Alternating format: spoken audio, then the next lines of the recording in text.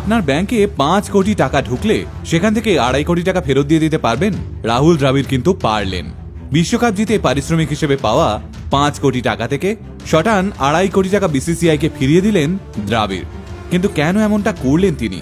কারণটা জানলে আপনারও রাহুল দ্রাবিড়ের প্রতি শ্রদ্ধা বেড়ে যাবে। বুঝতে পারবেন একজন ভালো কোচ হওয়ার আগে একজন ভালো মানুষ হওয়া প্রয়োজন। দিন কয়েক আগেই টি20 বিশ্বকাপে চ্যাম্পিয়ন হয়েছে টিম ইন্ডিয়া।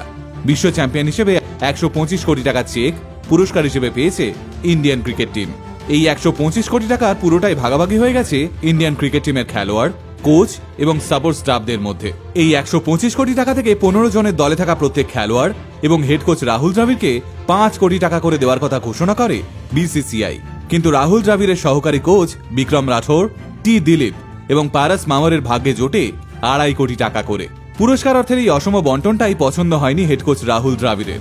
তাই তিনি বিসিসিআইকে নিজের 5 কোটি টাকা পুরস্কার মূল্য থেকে 2.5 কোটি টাকা ফেরত দিয়ে বলেন, আমার সহকারী কোচদের থেকে 2.5 কোটি টাকা বেশি পাওয়ার যোগ্য নই আমি, তাই ওরা যদি 2.5 কোটি টাকা পেয়ে থাকেন আমিও 2.5 কোটি টাকাই নেব।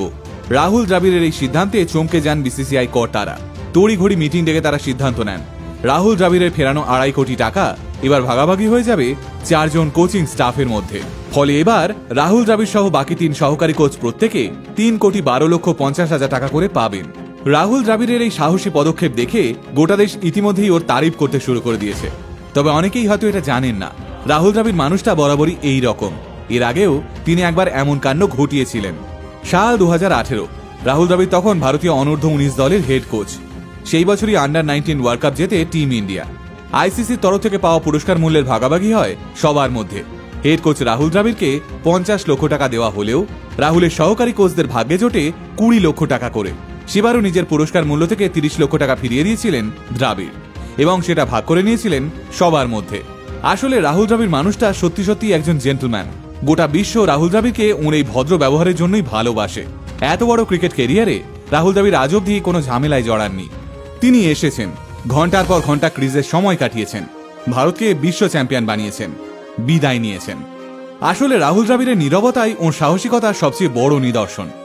এবারও নীরবে টাকা ফিরিয়ে দিয়ে তিনি বিসিসিআইকে চোখে চোখ রেখে বুঝিয়ে দিলেন, হয় দলের সবাইকে সমান সাম্মানিক দিন, আর নয়তো আমার সাম্মানিক ফিরিয়ে নিন। আমার দলে কেউ ছোট বড় নয়, সকলের সমান। আজ যখন রাহুল দ্রাবিড়ের টাকা ফিরিয়ে দেওয়া নিয়ে এত কথা হচ্ছেই, তাহলে আরও একটা গল্প বলি আপনাদের। সাল 2017 বেঙ্গালুরু ইউনিভার্সিটি থেকে সিদ্ধান্ত নেওয়া হলো রাহুল দ্রাবিড়কে সাম্মানিক ডক্টরেট ডিগ্রি প্রদান করা হবে। নিঃসন্দেহে এই ডিগ্রি প্রত্যেকটা মানুষের কাছে দারুণ সম্মানের। কিন্তু রাহুল দ্রাবিড় সেই ডিগ্রি ফিরিয়ে দিলেন আর বললেন, আমি এই ডক্টরেট ডিগ্রি পাওয়ার মতো যোগ্য নই।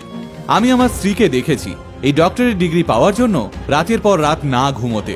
আমি আমার মায়ের কাছে গল্প শুনেছি তিনি কত কষ্ট করে ডক্টরেট হয়েছেন, কিন্তু এই ডক্টরেট ডিগ্রি পাওয়ার জন্য আমি তার সিকিভাগও কষ্ট করিনি। তাই যদি কখনো আমি ডক্টরেট ডিগ্রি পাই তাহলে এই কষ্টটা করেই পেতে চাই। আগে হ্যাঁ, এটাই আমাদের রাহুল জেন্টলম্যান দ্রাবিড়। লোভ এবং চাহিদাহীন একজন মানুষ। ভারতীয় ক্রিকেটের ড্রেসিং রুম আপনার মতো ভালো মানুষকে সত্যি সত্যি ভীষণ মিস করবে স্যার।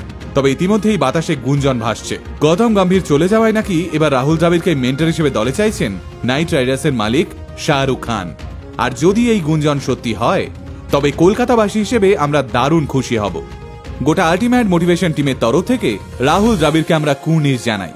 আপনার মতো সৎ মানুষের উপস্থিতি ভারতবর্ষের ক্রিকেটে ভীষণভাবে প্রয়োজন sir. Jai Hind, check the India. এমন আরও ইন্টারেস্টিং ভিডিও দেখতে আজই ফলো করুন আমাদের পেজ আল্টিমেট মোটিভেশন। আমাদের একমাত্র YouTube channel ultimate motivation official subscribe করতে ভুলবেন না কিন্তু। আল্টিমেট মোটিভেশন, বাংলায় মোটিভেশন, বাঙালির মোটিভেশন।